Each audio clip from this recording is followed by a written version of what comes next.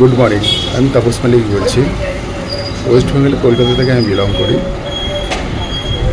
এডুকেশনের পরে আমি মহারাষ্ট্রের পুনেতে জবের জন্য চলে আসি।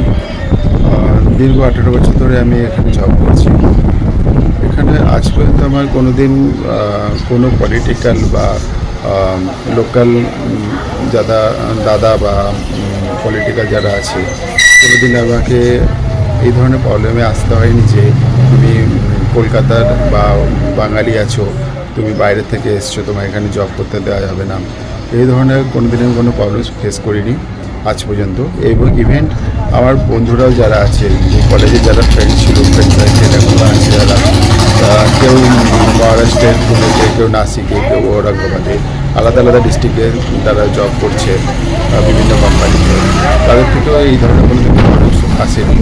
এবং তাদেরও কোনো দিন বলেনি যে তোমরা এখান থেকে চলে যাও। হ্যাঁ, আমি মাঝে মধ্যে একটা শুনতে পাই যে যারা বাংলাদেশি রোহিঙ্গা এখানে আসে, নানা রকম কাজকর্ম করে, কোথাও কখনো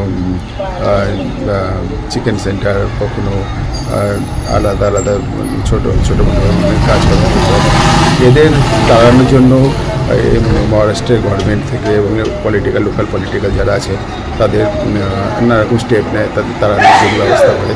বাট আমাকে বা আমাদের ফ্রেন্ডদের যারা আছে, যারা ওয়েস্ট বেঙ্গল থেকে, প্রপার ওয়েস্ট বেঙ্গল থেকে, তাদের আজ পর্যন্ত এই ধরনের কোনো প্রবলেমের মধ্যে পড়তে হয়নি। ধন্যবাদ।